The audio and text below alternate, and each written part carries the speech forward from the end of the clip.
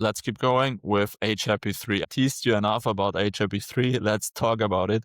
So basically, for those of you that don't know, HIP3 enables us or allows everybody to launch their own perp product on Hyperliquid. All you need is 500k hype.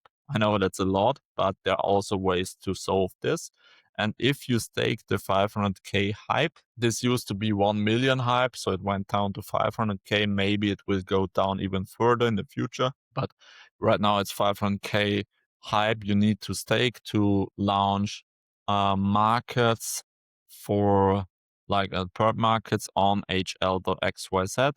You get to set the fees and also set the oracle and yeah, basically make money from that. The reason why we have this staking requirement is basically to solve for bad actors. So if there would be any oracle issue or any like price manipulation, there's the risk that this 500k hype that you have to stake that gets slashed, and also important, this is burned. So this is then, if it's slashed, it's not distributed to other stakers. No, it's just burned. So one thing I want to share with you, I got a nice quote from Compute Index. This puts it kind of in perspective why HIP3 is so important.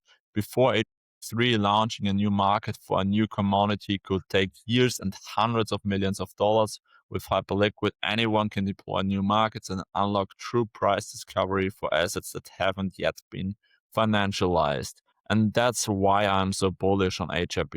We've seen a lot of HIP3 stuff right now where we've seen like the obvious things like stocks and different commodities coming on chain, but that's just the beginning. Like there's so much more to come. 3 is why we believe Hyperliquid is the path to an open financial system. Liquidity and applications compound on one on-chain venue, so compute can trade like any other real asset at the speed of builders, not gatekeepers. That quote is by Tanisha Bassan, the co-founder from Global Compute Index, and they are like one of the interesting products coming up on HIP3. Right now, the state of HIP3 is that we have 7 builders already. Those 7 builders locked 3.5 million of hype, basically forever, because if you want to deploy HIP3 markets, you need to stake the 500 hype. I also put here HIP3 is an important node for Hyperliquid.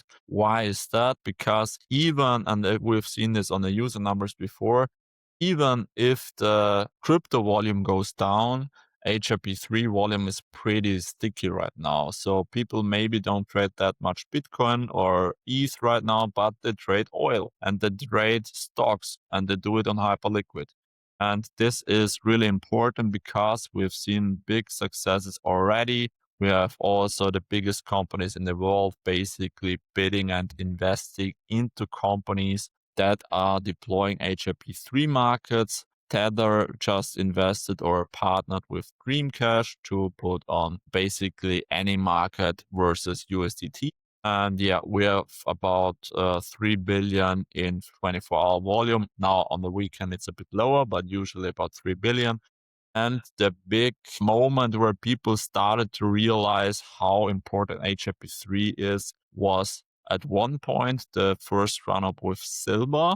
We have seen that here Shonda did a great deep dive in the silver microstructure, Hyperliquid versus CME. And we had this nice like comparison that Hyperliquid HIP3 silver markets have been very efficient and captured a lot of the volume that happened on silver. I think it was about 2% of global silver volume, which is kind of crazy because HIP3 is, I think, about 6 months old, so pretty new. So already a lot of interest. So the silver thing was the first big moment where people realized, okay, HIP3 is important. And now what we've seen just last weekend was when the war started between Iran and Israel and the USA, and the oil prices went up a lot. But of course, on a weekend, you aren't able to trade it. So what happened? People started to trade it on Markets XYZ, which is one of the HIP3 deployers where you can trade gold and oil 24/7. While the Iran strike happened, nobody was able to trade oil if you are not using Hyperliquid. So that was when Bloomberg also did the article on this topic. And I think that's we are in this interesting time where more people realize, okay, this isn't just a nice feature, but that's here to stay and to grow even further. Quick overview on the builder situation. We have right now those different builders, but they're coming a lot of other builders. So TradeXYZ is by far the biggest builder right now. They have the largest stock and commodity selection. Then we have Ventures, where you can basically trade pre-IPO companies like SpaceX, OpenAI, and Anthropic. And they also now did different baskets. They have a nuclear basket, a defense basket, a biotech basket, so stuff like that. On Felix, you can trade commodities and DeFi, and Kinetic Markets is also enables you to trade commodities, but also bonds and indices, and also energy, for example. Hyena is the Ethena-backed builder, HIP3 builder, where you can basically trade a lot of crypto versus USDE. And Dreamcash is the mobile first trading app, so you trade it on the go. And now they partnered with Tether, so you can have the USDT pairs on Dreamcash. So that's for HIP3 builders. For the competition, there was some people saying it's not good that it's so fragmented, that you have a Meta versus USDT, but also Meta versus USDC. And you can also see always the kind of the deployer. So Dreamcash, XYZ, Felix, KAM is Kinetic Markets, but that's a good thing. We need the competition because this will always improve the product for the end user. So just like you have stocks on different exchanges, if you check your Interactive Broker account and search for maybe Meta stock, you also get to pick on which exchange you want to buy it.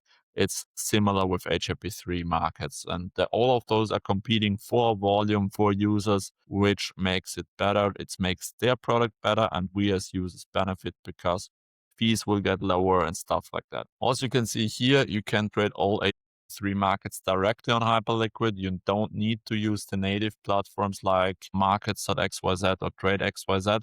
But if you're farming the points, it's still a good idea to trade on the native platforms compared to Hyperliquid platform that gives you all the same markets. So the tickers burn HYPE. I just told you that with every HIP3 ticker that is bought, HYPE gets burned, and we get basically new markets daily. So this is one example, uranium. It's a while back when TradeX was listed uranium, but this idea, Hyperliquid, the blockchain to household finance, I think this HIP feature is one of the biggest unlocks for this to actually become a reality. Because if you go to Hyperliquid, there is not that much left that you can't trade on Hyperliquid. We have all crypto, like most big crypto stuff.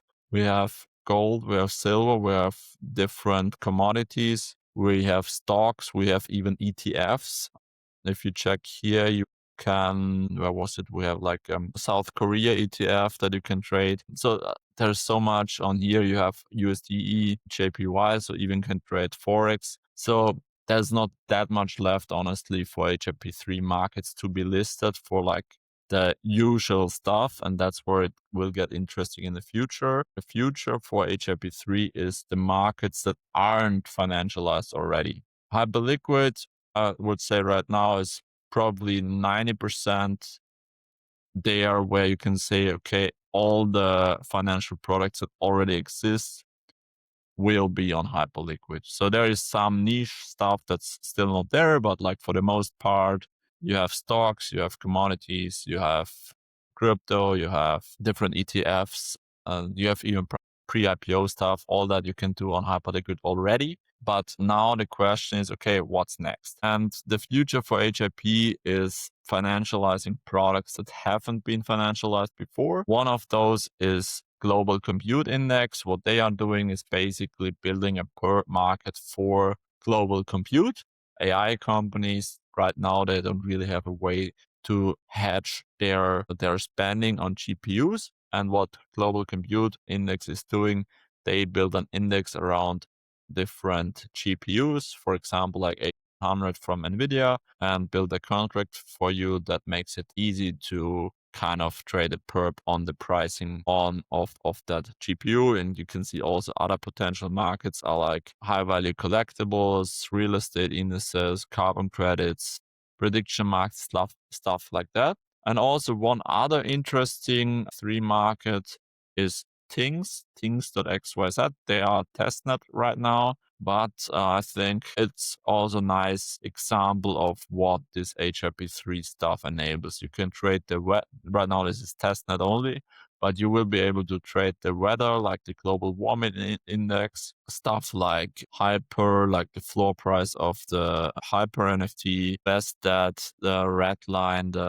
it's basically a weapon for the CS2 skin. So if you're into trading CS skins, you can also do this with the HIP3 market. This is testnet, but I mean, it's a nice example of what's possible with HIP3. But enough about HIP3. No, not enough about HIP3. I still want to share the flywheel, but soon we get to HIP. The HIP3 flywheel is basically we have builders that deploy markets, then we get more asset selection and innovation.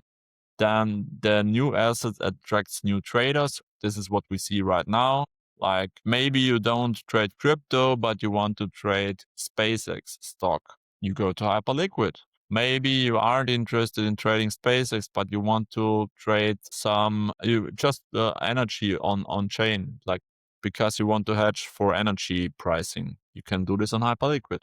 So this new volume generates fees. 50% of the fee is shared with builders, and the fees incentivize builders to create even more markets. And the cycle repeats. We have exponential growth, and this rising volume leads to more fees for Hyperliquid as well. Fees will increase the buybacks, and this supports the token price, and the higher token price makes the staking more attractive for new builders. So for the tech and security, I just said that you need to stake 500,000 HYPE. The first three assets are free. There's no auction required, and additional assets, you have the Dutch auction. There's a 7-day unstaking queue.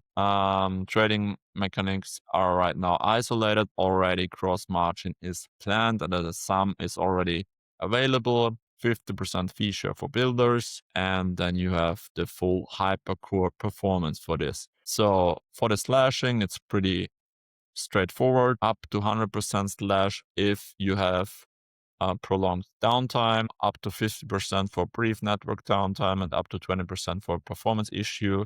Slash stake is burned, not redistributed. So if there is any problem with any of the HIP3 deploys, it will just burn more hype. So conclusion, pretty easy. Hyperliquid is no longer just an exchange. It's the infrastructure layer. We have explosive adoption. That number already is way bigger. Like you can see, it was 25 billion volume in 3 months, but right now we are at over 90 billion already. So growth for HIP3 pretty insane.